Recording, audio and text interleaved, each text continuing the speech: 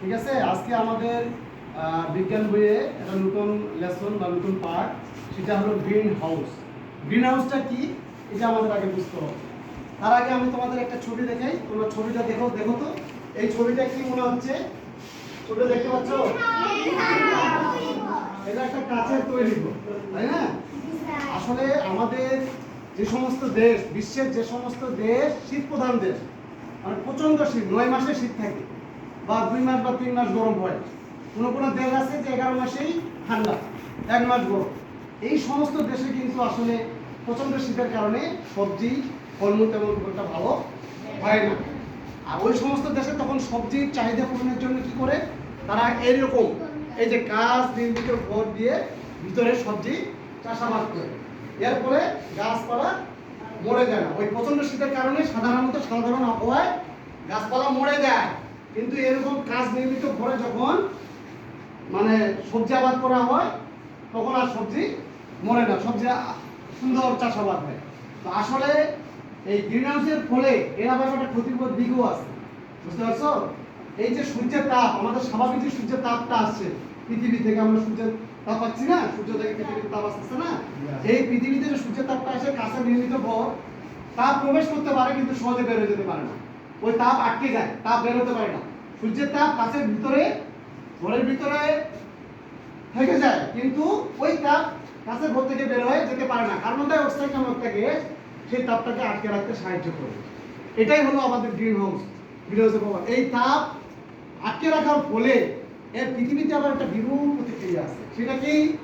সেটা হলো যে এই তাপ আটকে রাখা পৃথিবীর তাপমাত্রা দিন দিন বৃদ্ধি পাচ্ছে, দিন দিন বৃদ্ধি পাচ্ছে। আমরা স্লাইডের মাধ্যমে আমরা এখন দেখবো গ্রিন হাউসের ইফেক্টের ফলে কি কি হয়, কি কি ক্ষতিগ্রস্ত হয়। ঠিক আছে, আমরা দেখবো। হ্যাঁ, আমরা যেহেতু নতুন বিষয় আমরা সবাই মনোযোগ দেবো। ঠিক আছে, আমি আবার এই পাঠের উপরে তোমাদেরকে অনেক ছোট ছোট প্রশ্ন করব। দেখো এটা কি দেখা যাচ্ছে এখানে? এটা কাঁচের নির্মিত ঘর। এটা কি গ্রিন হাউস? দেখে এখন আমরা ডাইরেক্ট গ্রিন হাউস বলবো না, এটা একটা কাঁচের নির্মিত। হ্যাঁ, এটা কিসের ছবি বলতো? হ্যাঁ, দেখো বিভিন্ন ছবি আছে। এই ঘরগুলো কিসের ছবি মনে হয় তোমাদের কাছে? হ্যাঁ, বিভিন্ন স্টাইলের, কিন্তু দেখো এই যে কাঁচ দিয়ে তৈরি ঘর, এবং ওই কাঁচ তৈরি ঘরগুলোতে সবজি আবাদ হয়, তাই না? হ্যাঁ, তাহলে এখন আমরা চিন্তা করি। ঠিক আছে, আমরা গ্রুপ চিন্তা করবো, একাকী চিন্তা করো তো, যে এটা আসলে কি কি হতে পারে। আমরা গ্রিন হাউসটা কি বলবো একটু চিন্তা করো। আমি প্রশ্ন করবো, তারপর তোমরা বলবা। হ্যাঁ, যে কি হতে পারে তোমরা একটু ভাবো। আমি যে বললাম গ্রিন হাউস, তাহলে গ্রিন হাউস কি? জাস্ট কানিস ফাতেমা কি হবে? গ্রিন হাউস হলো কাঁচের নির্মিত। Good, very good. Sumaiya 2, green house কি? সুমাইয়া 2। হ্যাঁ, গ্রিন হাউস হলো কাঁচের নির্মিত ঘর। Good, very good. এটা হাততালি দাও।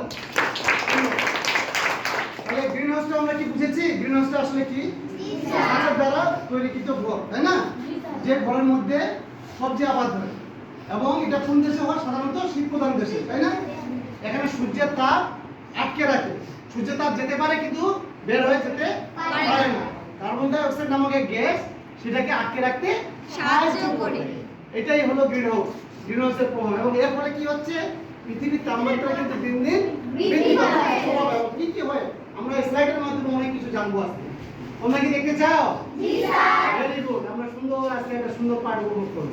ঠিক আছে, আমরা কি ছবিগুলো দেখতে পাচ্ছি? জি স্যার। এগুলো কিসের ঘর বলো তো? ভেরি গুড, এই তোমরা জানতে পারতেছো। হ্যাঁ, তাহলে কাঁচের তৈরি ঘরকে আমরা কি বলতে পারবো? Green house. হ্যাঁ, তাহলে কাঁচের দ্বারা তৈরি বা কাঁচের তৈরি ঘরকে কি বলবো? Green house. Green house. Very good. আমরা কিন্তু দেখতে পাচ্ছি বিভিন্ন রকম বিভিন্ন অ্যাঙ্গেলের ঘর, তাই না? তাহলে আজকে আমাদের বিষয় হলো গ্রিন হাউস প্রভাব।